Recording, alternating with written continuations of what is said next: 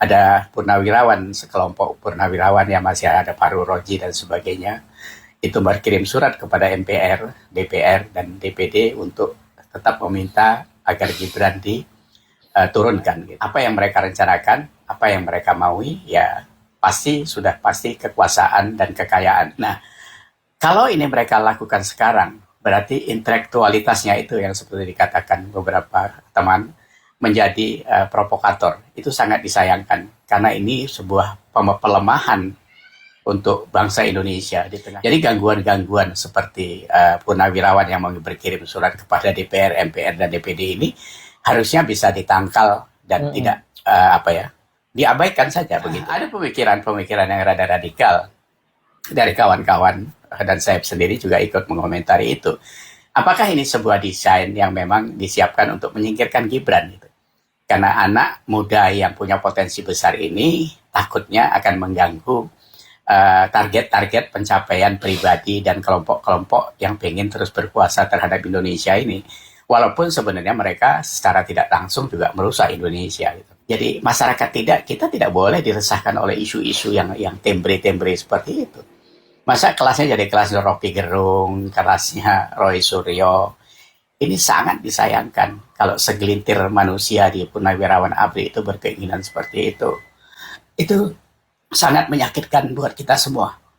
Sangat menyakitkan dan itu sangat membahayakan. Tiba-tiba, ini mungkin saja kelanjutan dari apa yang pernah meramaikan jagat Indonesia tentang permintaan purnawirawan. Entah sekarang ada berapa kelompok purnawirawan ya. Tapi yang terakhir kan Pak Wiranto dan Pak Agung Gumelar itu mendukung pemerintah. Sementara di belakang sana dan hari ini kita melihat ada purnawirawan, sekelompok purnawirawan yang masih ada Fahrul Raji dan sebagainya. Itu berkirim surat kepada MPR, DPR, dan DPD untuk tetap meminta agar Gibran diturunkan gitu. Dari kemarin kan sebenarnya kita kita melihat mereka adalah orang-orang yang berwawasan, punya intelektualitas yang cukup baik, karena menjadi jenderal itu kan prosesnya panjang, sampai ke Lemhanas, Sesko, dan sebagainya. Kenapa ini tiba-tiba? Bukan tiba-tiba sebenarnya, ini pasti juga ada benang merahnya kepada kepentingan kekuasaan. Kita tidak tahu apakah mereka punya desain tersendiri untuk Indonesia ke depan yang sudah dicanangkan sebagai visi Indonesia emas itu. Apa yang mereka rencanakan, apa yang mereka maui, ya sudah pasti kekuasaan dan kekayaan. Kekuasaan dan kekayaan. Kita sebenarnya jauh dari kata bahwa para purnawirawan itu tidak tahu tentang apa yang harus dilakukan untuk negara ini. Gitu. Jauh dari kata ketidaktahuan lah gitu, karena mereka adalah orang-orang yang cerdas. Kalau tidak kan tidak jadi jenderal gitu. Nah, kalau ini mereka lakukan sekarang, berarti intelektualitasnya itu yang seperti dikatakan beberapa teman, menjadi provokator. Itu sangat disayangkan, karena ini sebuah pelemahan untuk bangsa Indonesia di tengah hiruk-pikuknya geopolitik yang sekarang sedang melanda dunia. Persaingan di mana-mana, sementara kita sedang menata untuk menjadi negara maju, tapi terus saja diganggu oleh orang-orang kita dari dalam. Nah, purnawirawan ini sebenarnya posisinya ada di mana gitu? Apakah mau membalikkan masa kejayaan Orba 32 tahun itu, di mana Indonesia mengalami kerusakan yang sangat dahsyat? Ya, kalau dikatakan aman, ya aman-aman saja. Tapi sebenarnya di dalamnya itu berkecamuk ketidakadilan dan beberapa kerusakan yang dilakukan secara tidak langsung. Contohnya gampang saja kalau kita lihat. Sekarang ada 4 saja negara ASEAN, Singapura, Malaysia, Indonesia, dan Filipina. Dari PDB yang kita terima sekarang, kita cuma di atas Filipina $200 saja. $4.920 income per kapita kita. Sementara Filipina 4.700 sekian, Malaysia 12.400 sekian, dan Singapura $92.000 per kepala per kapita per tahun. Ini sudah menunjukkan bahwa proses di mana dulu Soeharto memimpin dengan orbanya itu yang tidak boleh dikritik, tidak boleh apapun orang ngomong, itu menghasilkan output yang seperti kita terima sekarang. Kita dulu punya garis besar haluan negara, tapi dipakai untuk garis besar haluan keluarga. Apakah kejayaan ini yang mau diulang oleh segelintir orang yang mengatakan purnawirawan itu? Semestinya tidak demikian, karena saya yakin dari ABRI sekarang dan apa yang dilakukan Pak Prabowo ini masih menunjukkan sebuah kesetiaan, sebuah komitmen kepada negara ini. Jadi gangguan-gangguan seperti purnawirawan yang mau berkirim surat kepada DPR, MPR, dan DPD ini harusnya bisa ditangkal dan tidak diabaikan saja begitu. Nah, ada pemikiran-pemikiran yang rada radikal dari kawan-kawan, dan saya sendiri juga ikut mengomentari itu. Apakah ini sebuah desain yang memang disiapkan untuk menyingkirkan Gibran gitu? Karena anak muda yang punya potensi besar ini takutnya akan mengganggu target-target pencapaian pribadi dan kelompok-kelompok yang ingin terus berkuasa terhadap Indonesia ini. Walaupun sebenarnya mereka secara tidak langsung juga merusak Indonesia gitu. Nah, Ketua MPR jelas Gerindra, karena ada Ahmad Muzani, Ketua DPR ada Puan Maharani, adalah PDIP adalah musuh tidak langsung atas keluarga Jokowi dan Gibran. Wakilnya Tiasko juga dari Gerindra. Jadi kalau Gerindra bersepakat dengan PDI dan TNI, khususnya Purnawirawan untuk menggulingkan Gibran, ini sangat mudah dilakukan. Tapi apakah gejolak politik dan sosialnya bisa diredam begitu saja?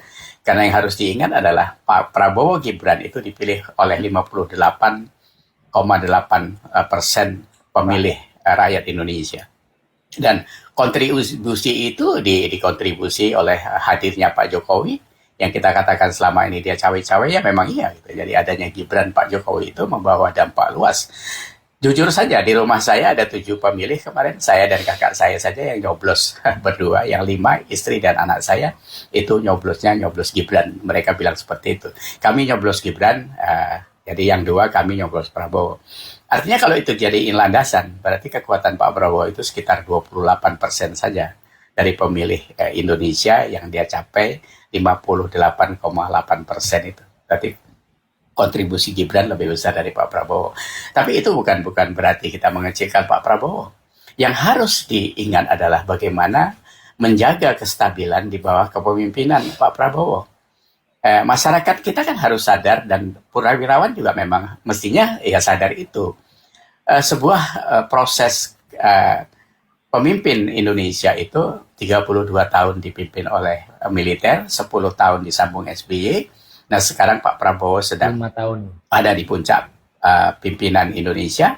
Apakah 5 tahun atau 10 tahun, tapi yang pasti 5 tahun sudah di tangan. Berarti total itu 42 ditambah 5, 47 tahun dari 80 tahun Indonesia merdeka. Ini kan harus disyukuri, harus betul-betul diresapi. Jangan Gibran menjadi batu sandungan karena sebuah nafsu kekuasaan yang akan diulang. Saya mengambil statement dari Gibran yang cukup elegan, yaitu kekuasaan tanpa etika itu akan menimbulkan ketakutan, dan itu sudah kita rasakan di zaman Orba. Etika tanpa kekuasaan bisa dilecehkan. Jadi keduanya itu harus dikombin supaya negara ini berjalan dengan baik.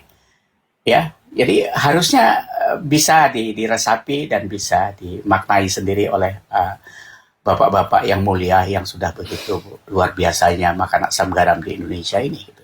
Nah, kalau itu tidak dilakukan, itu membahayakan kita.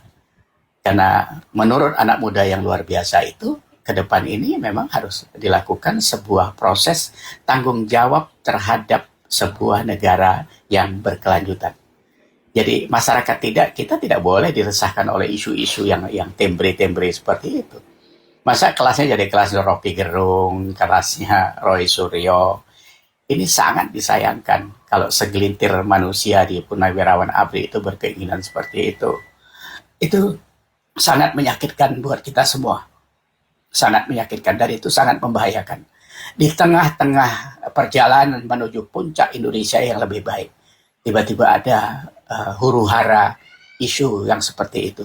Ini tidak sama sekali tidak elegan. Nah, pertanyaannya sebenarnya apa sebenarnya agenda bapak-bapak ini untuk Indonesia? Ya kalau bisa dibaca ya memang ya kembali lagi kepada kekuasaan. Ngapain di usia senja yang harusnya menikmati apa yang sudah dikaryakan? Kenapa ngerusui loncatan yang akan dilakukan anak-anak muda kita itu? Masa transisi di sekarang ini adalah masa transformasi. Sudah beberapa kali saya sampaikan. Jadi ini bukan main-main gitu. Karena dari baby boomers, milenial ke Gen Z ini adalah loncatan yang memang harus disiapkan. Hadirnya Gibran sekarang ini kan harusnya menjadi trigger. Sekali lagi menjadi trigger untuk anak-anak muda bisa hadir. Itu yang disampaikan oleh Gibran di dalam beberapa pertemuan bahwa sekarang ini harus tampil anak-anak muda yang bertanggung jawab. Bukan mengecilkan apa yang pernah dicapai oleh senior-senior yang ada, tapi harus punya kehati-hatian karena kita punya pengalaman tidak baik di masa-masa lalu. Cetusan hilirisasi dan sebagainya yang dilakukan Pak Jokowi yang menggetarkan dunia dan membuat marah Amerika dan Eropa itu harus dijaga. Tidak boleh lagi itu diganggu untuk dikembalikan seperti semula, menjual mineral kita yang tidak dapat apa-apa. Perbandingannya kan jelas. Dalam 1 tahun pertama hilirisasi yang biasanya kita jual 5 miliar dolar menjadi 530 miliar dolar. Itu kan harusnya itu disadari dengan baik karena di sana ada apa? Ada keadilan, ada kemakmuran, ada pertumbuhan ekonomi dan sebagainya. Nah, jadi sekali lagi tolong Bapak-bapak yang mulia, endapkan hati Anda untuk tidak terus berlanjut berkecamuk terhadap hal-hal buruk sampai kepada mimpi mengambil anak muda sebagai wakil presiden untuk digagalkan begitu. Siapa ya gantinya emang? Siapa yang kalian mau taruh di situ? Di tengah-tengah pemerintahan yang sah secara konstitusi dan institusi. Jadi ini sebagai masukan, bukan mengajari, tapi merimain bahwa ada hal-hal yang salah yang kadang kita lakukan di tengah hiruk pikuknya perpolitikan dan kepentingan negara ini. Saya pikir demikian ya obrolan kita hari ini dari Respon. Semoga ini menjadi manfaat kita semua. Terima kasih. Sehat Indonesia. Ya teman-teman, Iyas Subiakto dalam video yang sudah sama-sama kita tonton barusan, secara garis besar beliau menilai bahwa apa yang dilakukan oleh Purnawirawan TNI itu tidak tepat. Meminta Wapres Gibran untuk dimakzulkan. Karena sama sekali tidak didasarkan pada alasan hukum. Dan bahkan menurut Iyas, apa yang dilakukan oleh Purnawirawan tersebut adalah bentuk provokasi. Selain itu teman-teman, Wakil Ketua Umum Projo yaitu Freddy Damanik juga menilai bahwa Forum Purnawirawan Prajurit TNI yang meminta Gibran untuk dimakzulkan tersebut sedang melakukan tindakan provokatif. Freddy juga menilai apa yang dilakukan oleh Forum Purnawirawan TNI ini bersifat politis, yang hanya ingin membuat gaduh di publik saja. Tapi di sisi lain, Freddy sangat meyakini bahwa Pak Prabowo sama sekali tidak akan terpengaruh oleh usulan yang disampaikan oleh Forum Purnawirawan Prajurit TNI tersebut. Salah satu alasannya kenapa Pak Prabowo sama sekali tidak akan terpengaruh oleh usulan pemakzulan Gibran tersebut, karena usulan itu tidak memenuhi syarat apapun untuk ditindaklanjuti untuk memakzulkan Gibran dari posisinya sebagai wakil presiden. Di mana Gibran selama ini tidak pernah melakukan pelanggaran hukum sebagaimana yang diatur di dalam konstitusi kita. Kalau menurut kalian gimana teman-teman? Akankah usulan pemakzulan yang dilakukan oleh Forum Purnawirawan TNI tersebut ditindaklanjuti hingga Mas Gibran benar-benar dimakzulkan sebagai wakil presiden? Atau sebaliknya, usulan pemakzulan tersebut akan diabaikan sehingga pada waktunya nanti mereka akan capek sendiri karena apa yang diinginkan tidak sesuai dengan yang diharapkan. Oke, sekian dulu video kali ini dan nantikan video-video berikutnya. Bye!